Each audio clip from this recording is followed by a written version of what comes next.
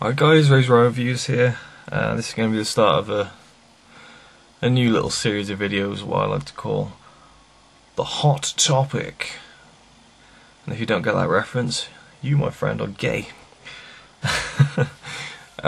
So yeah, I'll be talking about all the hot topics, but mainly kind of like what I want to talk about. And just got a message off the WWE Evan there, talking about a really funny video that you should all check out. www.youtube.com/user/WCWE channel. Amazing. Probably one of the best matches I've ever seen in my life. And that kind of leads into what I'm talking about, backyard wrestling. I've gotten a few messages on my YouTube channel about, in my inbox, about backyard wrestling. I posted up a video of my wrestling, my best stuff from 2007 to 2010. And people have asked me, what's that backyard wrestling all about, because obviously they're intrigued because I put this video up of me wrestling. So I'll address those people. First of all, I'll get onto what the WWE Evan just asked me. Why is this title RazorwireReviews? Where did I get the Razorwire from? My Twitter's RazorwireRyan. Well, for a while I wrestled as RazorwireRyan, and it started off as a joke, really.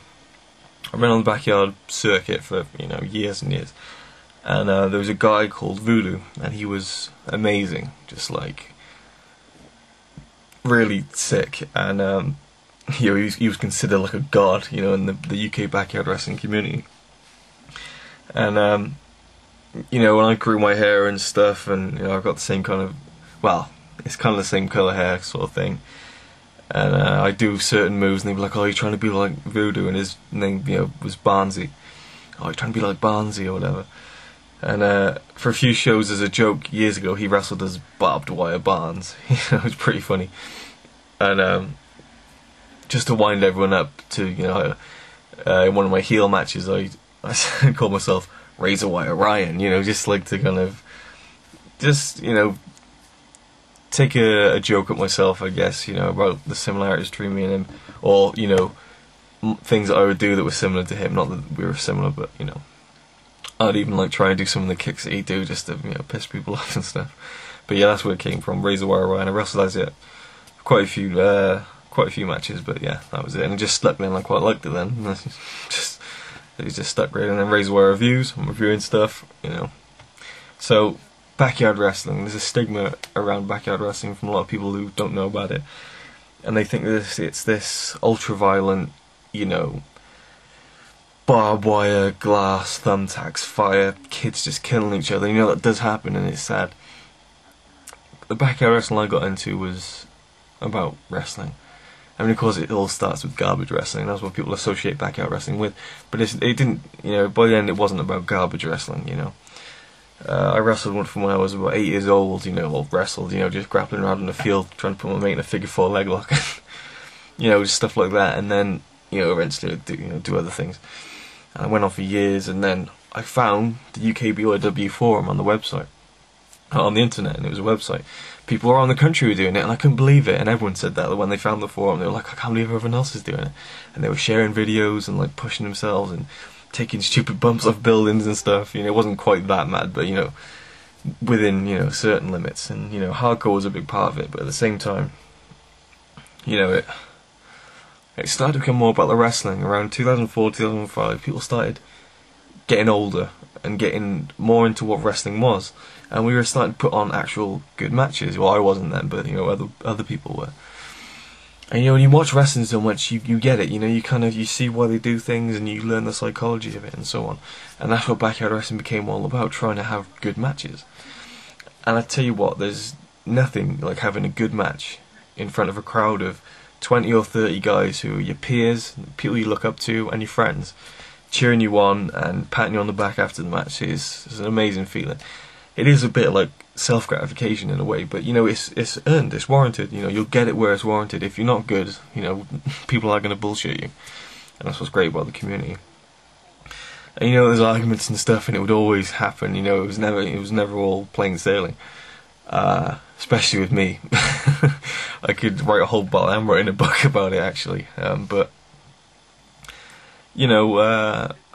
I got pretty good at it. I was in the top 10 UKBOW for a couple of years, and you know, I was considered really good, and I thought I was really good. I was never quite one of the top guys, but you know, I wrestled a lot of them, had some really good matches, you know, and I just loved it. I loved it, and the best part was the mates, making friends. I mean, you'd make friends with people you'd never make, you know, in normal life. I mean, I've got some really good friends who I would never be friends with under normal circumstances. You know, they're the kind of people who, you know, I'd see the wrestling, and I'd be like, "Do you want to have a match?" It's like, "Yeah, when's the next Interfed? Let's go have a match."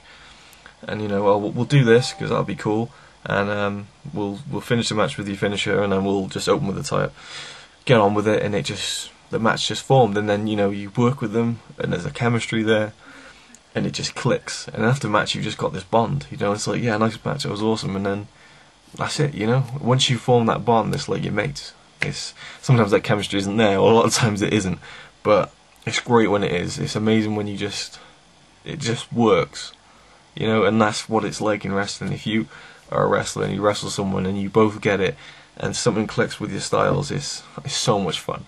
It's so much fun to just work a match without planning hardly anything and just having so much fun.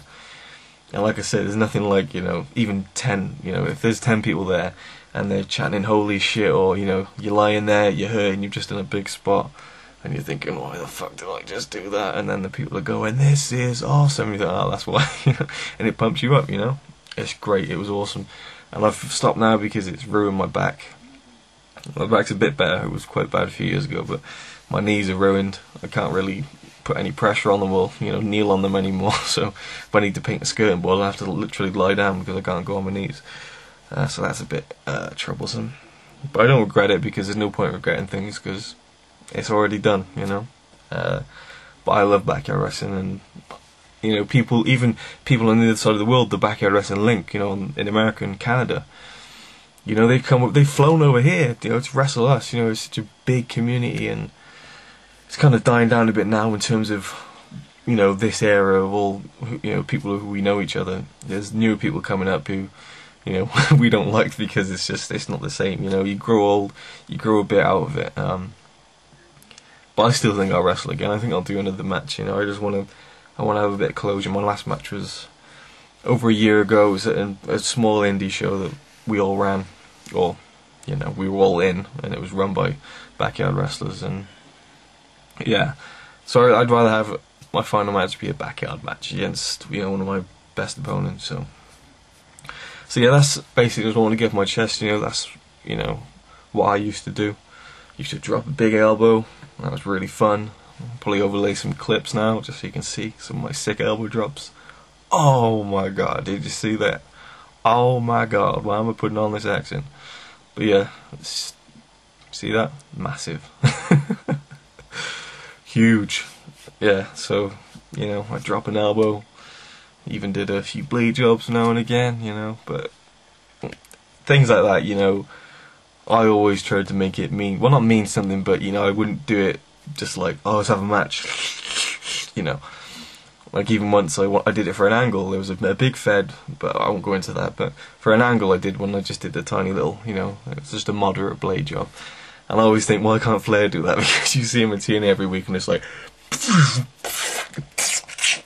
you know, every single time he blades, it's ridiculous. But, you know, I could talk about this for ages, but I just want to get off my chest. Backyard wrestling, it can be ultra violent, but in my case, it was never really about that. It was about the pure love of wrestling and just being around people who loved it, and not performing in front of some dickhead who just wants to shout at you and stuff, you know. So yeah, backyard wrestling is a huge part of my life. I'll never forget it. I'll never forget all the funny stories, all the times in the hotels and on the road and all that shit. Awesome. Traveling around the UK, you know, I've been on some crazy trips. And, you know, hopefully one day I'm going to go to Canada and wrestle one of my favourite backyarders of all time, Dan McCarvey. Because we want to have a match for so many years. So I'm supposed to go there this year, but I'm going to try and get to Canada next year, see what happens. But there you go. This is my hot topic for tonight, and maybe that's enlightened you a bit to backyard wrestling, or at least to why I did it. So yeah, thanks for watching, and my next hot topic will be something a little bit more relatable to you, I guess. I'll probably talk about something pro-related, and so yeah, thanks for watching. That was my backyard story, or a very small slice of it, and I'll see you next time. Cheers.